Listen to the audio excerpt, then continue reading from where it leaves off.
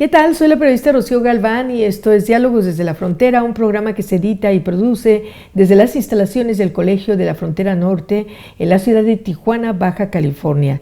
En esta ocasión platicamos con un doctor que es parte de la unidad Matamoros del Colegio de la Frontera Norte, que ha seguido muy de cerca el tema migratorio en todos los estratos y que trae, la información reciente de un conversatorio que hizo sobre precisamente San Fernando, que seguramente usted recuerda. San Fernando, la matanza de San Fernando, marca un antes y un después en la historia de la migración en México. Y bueno, vamos a platicar con el doctor Óscar Misael Hernández Hernández después de esto.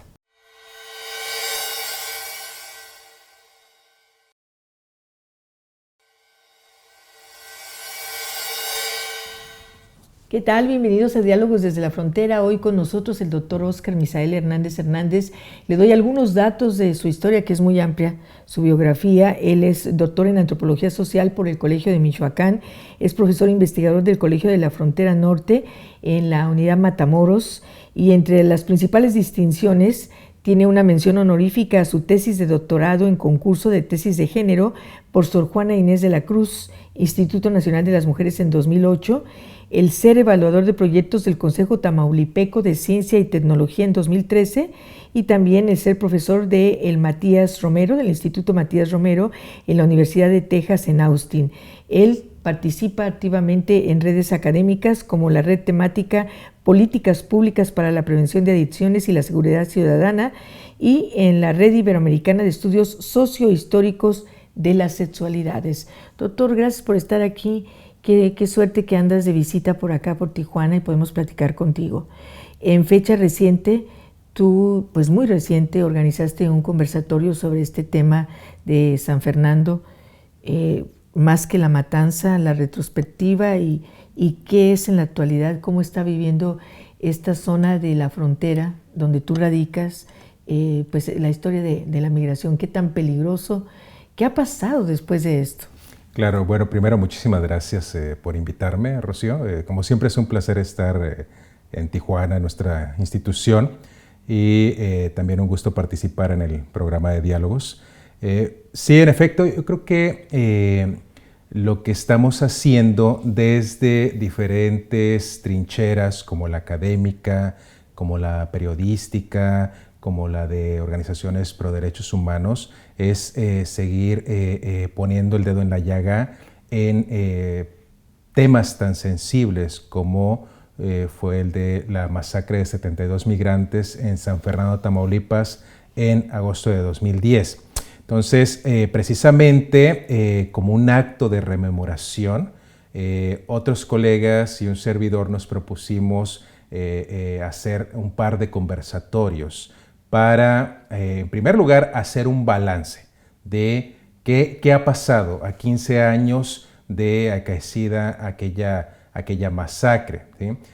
Y en segundo lugar, precisamente, como un in memoriam, porque no hay que dejarlo en el olvido, hay que seguir insistiendo en la justicia y en la verdad sobre todo, ¿no?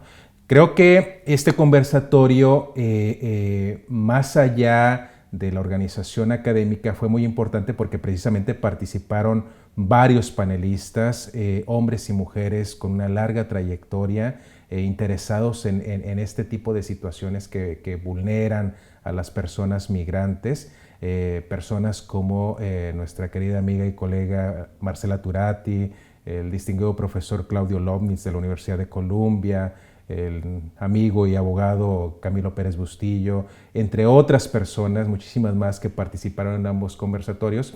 Y considero que en síntesis lo que logramos con estos dos conversatorios fue llegar a un consenso referente a lo siguiente. Primero, a 15 años de esta masacre de migrantes, todavía hay muchos pendientes. No hay aún cuerpos que se hayan identificado, no la totalidad. ¿A 15 años? A 15 años todavía no se han identificado todos los cuerpos de las personas migrantes, de dónde eran, quiénes eran. A 15 años todavía hay muchas personas que no han sido sentenciadas, que fueron acusadas como al menos como autores materiales, pero no todas se han sentenciado, solo algunas. Y a 15 años, por supuesto, hay muchas madres, hay muchas familias que todavía están clamando por justicia al Estado mexicano. Y eso es bastante triste en nuestro país. Y es muy triste no solamente por esta masacre del 2010, sino también porque un año después vuelve a ser San Fernando escenario de otra masacre. Es una masacre que se identifica en el 2011, pero no sabemos si realmente solo fue en el 2011 o ya precedía, como fue el hallazgo de varias docenas de fosas clandestinas con casi 2 centenas de cuerpos que estaban ahí, distribuidos en distintas fosas. Y no solo cuerpos, también osamentas, lo que significa que ya eran pues, cuerpos que ya precedían, o sea, ya se habían desintegrado. Entonces, esto es bastante lamentable y sobre todo pensando en que después del 2011, podemos citar en el 2017 el asesinato de Miriam Rodríguez, una madre que le desaparecen a su hija y que después se encontraba asesinada. Después asesinan precisamente a Miriam Rodríguez un 10 de mayo de 2017. Después en el 2021-22 me parece, hay otros casos de desapariciones y secuestros de gente que iba, pasajeros en autobuses, carretera de San Fernando a Reynosa y así sucesivamente. Entonces, parece ser que en esta zona, en esta región específicamente de San Fernando y los alrededores, la violencia es algo que ha marcado un territorio muy desafortunadamente y ha vulnerado muchas vidas. Doctor, en ese sentido haces un señalamiento muy importante. Quiere decir que la zona es, como dicen, zona peligrosa, zona de alto riesgo, que no fue de alguna manera la matanza de San Fernando un principio para que la situación se regularizara y que los migrantes siguen siendo víctimas de todo este grupo de delincuentes. Sí, totalmente.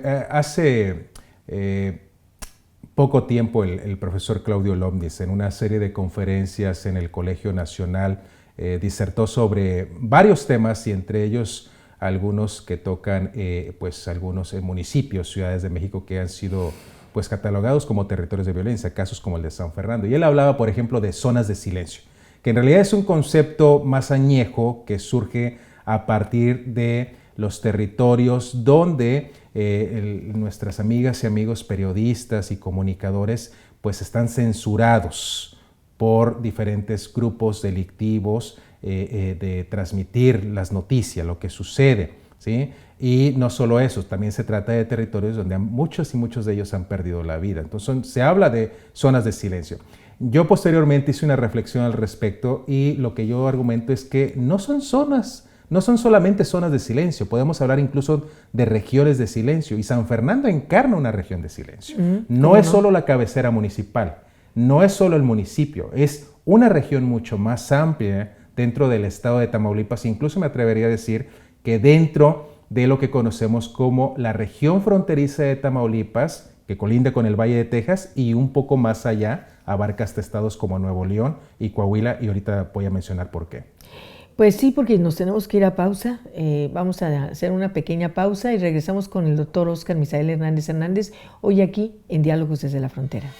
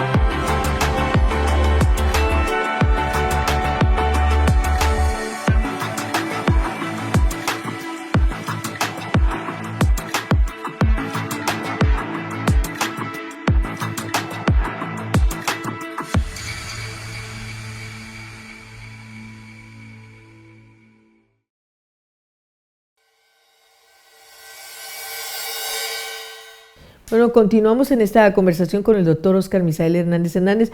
No le dije en su biografía que también es autor de libros, pero en fin, nos quedamos con algo muy interesante que nos iba a comentar, doctor. Lo escuchamos adelante. Sí, lo que señalaba es que San Fernando es más que una zona de silencio, es una región de silencio, precisamente por la violencia que se ha hecho visible desde la masacre del 2010 y otros actos posteriores trágicos, ¿no? Pero si miramos por un momento la historia remota, hay muchos precedentes también, ¿no? Hace poco precisamente estaba releyendo un informe que rindió el colonizador del Nuevo Santander, que hoy conocemos como el estado de Tamaulipas, don José de Escandón, al virrey de la Nueva España, y en un fragmento señala que conoció la barra de Salinas, que así era el nombre que se le daba antes a la Laguna Madre, que es la porción del cuerpo de agua que está en San Fernando. Y José de Escandón le notifica al virrey que conoció a unos nativos que ya estaban medio civilizados y que le mostraron una piragua y les pregunta dónde la consiguieron. Y dice, bueno, es que hace 2 años llegaron por aquí unos franceses y los matamos porque los consideramos enemigos. Se los mataron, sí, y también nos los comimos.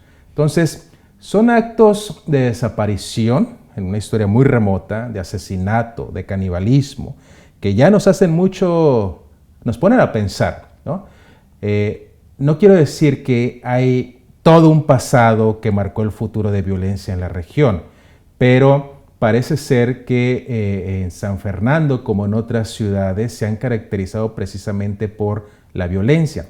Ahora, no hay que irnos con la finta de que solo está la violencia por la violencia, es decir, la violencia directa que vemos a través de asesinatos, desapariciones, secuestros.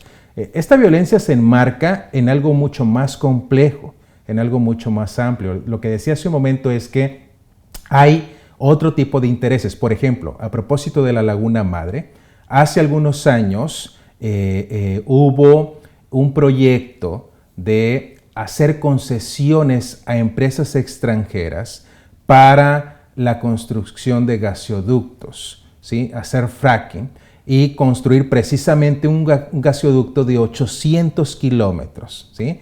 Que en esa zona, partiendo de la zona esta de San Fernando de la Laguna, o sea, de nuestro mar, de nuestro litoral, ¿sí?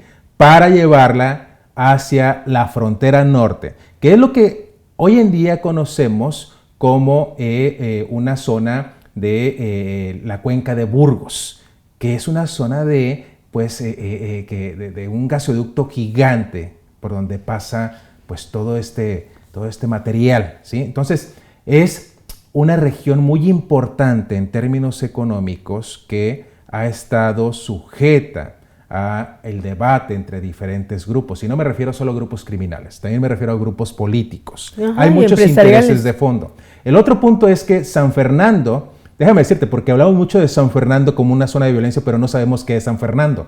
San Fernando es uno de los municipios de Tamaulipas que está hacia el norte, está a 150 kilómetros de la frontera con los Estados Unidos. Pero San Fernando tiene poco más de 6,000 kilómetros cuadrados, es decir, San Fernando, el municipio, es más grande que estados de México como Morelos. Obviamente es más grande que Aguascalientes y que Tlaxcala, pero también es mucho más grande que algunos países del Caribe, es más grande que las Islas Brunei. O sea, es muy grande territorialmente, pero demográficamente es muy pequeño. En el 2010 tenía alrededor de 26,000 habitantes. ¿Y ahorita? Después disminuyó. Al 2020 ya se incrementó un poco, pero no es muy significativo. Tiene alrededor de 42,000 habitantes. ¿Tiene algo que ver esto con la fama de San Fernando? Tiene mucho que ver, porque lo que se ha suscitado en San Fernando y en otros municipios como Ciudad Victoria, Matamoros, Reynosa, que ya son propiamente fronterizos, o Nuevo Laredo, es el desplazamiento forzado. O sea, cientos y cientos de familias se han visto obligadas a huir de sus lugares de origen.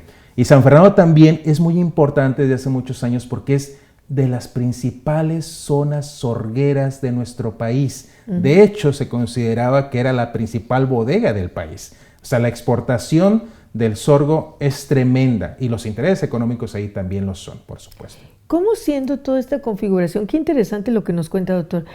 Teniendo todos estos aspectos, no cuidan precisamente el tema de seguridad y cómo se convierte San Fernando en una ruta tan importante para la migración. Y en ese sentido, estamos en 2025. ¿Cómo lo ubica usted ahorita exactamente? ¿Cómo está con el tema de la migración? Claro, fíjate que desde los años 80, no lo digo yo, lo documentó uno de nuestros queridos colegas, el doctor Vicente Sánchez, que estuvo en el Colegio Unidad Matamoros hace mucho tiempo. Él documentó que la región de Tamaulipas se empieza a escoger como una ruta de tránsito migratorio precisamente en aquella década, en los 80. ¿Por qué? Vicente lo que descubre es que hay 3 razones de fondo. La primera es la más obvia, pero que se nos pasa. ¿Por qué la distancia geográficamente más corta entre países de Centroamérica y ciudades de la costa este americana? Si te vienes por el Pacífico, pues está más largo. ¿Y qué significa eso? Significa más tiempo, más recursos, como dinero, esfuerzo, etc. Entonces, esa es la primera razón. La segunda razón que identificó el doctor Vicente es que al menos desde esos años, en la frontera de Tamaulipas y en el Valle de Texas, ya había muchos albergues que apoyaban a migrantes, a diferencia de los que podíamos encontrar acá, en esta otra parte, en el noroeste. No había tantos comparados con los de allá.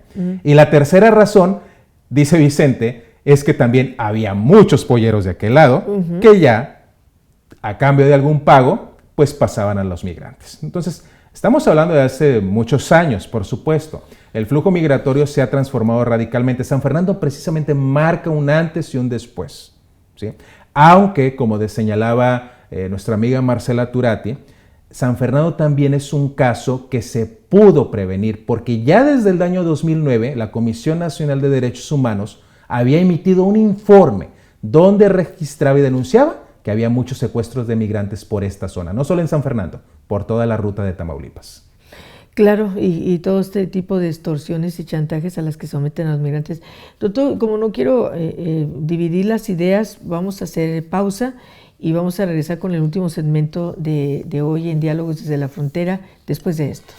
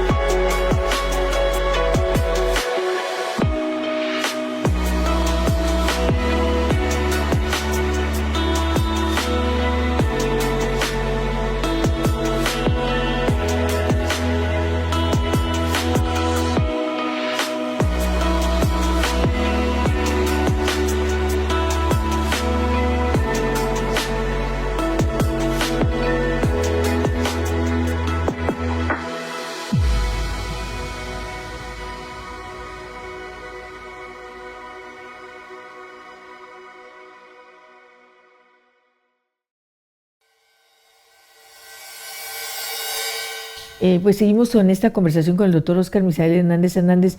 Yo quiero preguntarle, en su perspectiva como académico, como conocedor de este municipio y como explorando desde ese municipio hacia todo lo que ocurre en otras ciudades como las que usted mencionó, zonas de silencio, ¿qué expectativa ve? ¿Qué piensa que va a pasar a corto plazo? Y también preguntarle, doctor, ¿en qué está trabajando ahorita? ¿Qué investigación está llevando a cabo? Porque la verdad es que sabemos que siempre está metido en todos estos temas.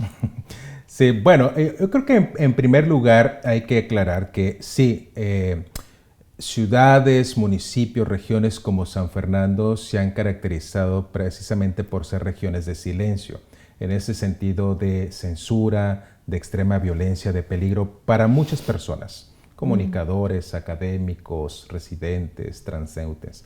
Pero San Fernando es mucho más que eso, ¿sí?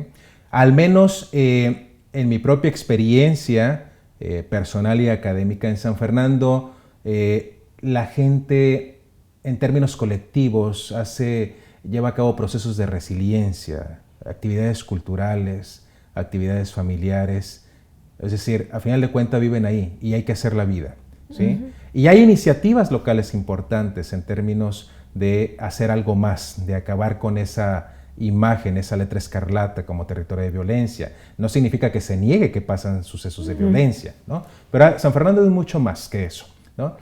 Y me parece que también, al menos desde estas masacres que hemos enunciado, ha habido algunos actos que pensaríamos como de resistencia, ¿sí? El propio activismo de Miriam Rodríguez, que desafortunadamente la asesinaron en 2017, como señalaba, su activismo marca un parteaguas también, porque ella precisamente funda el primer colectivo de madres buscadoras en San Fernando en esos años de violencia álgida. Después nacen otros colectivos. O sea, la figura de Miriam es también paradigmática y es un ejemplo de la resistencia que se hace desde contextos locales o regionales. Ha habido otro tipo de casos también importantes, como la movilización de padres cuando ha habido algún chico o chicos desaparecidos. Los bloqueos de carreteras han sido unos de esos ejemplos, ¿no? Para exigir a las autoridades no que les devuelvan a sus hijos porque los acusen de ser responsables sino que entren en un tipo de solidaridad, de responsabilidad del Estado con sus ciudadanos para encontrar a esos chicos o chicas que son desaparecidos, ¿sí? Y ha habido casos triunfales donde se encuentran a los chicos y afortunadamente con vida, ¿sí? Entonces, hay muchos casos interesantes de la resiliencia que se vive en San Fernando. Desafortunadamente la violencia pues es casi pan de cada día en esta región, no solo ahí. La frontera de Tamaulipas en general es muy peligrosa, es complicada, pero pues las personas pues tenemos que hacer la vida a final de cuentas.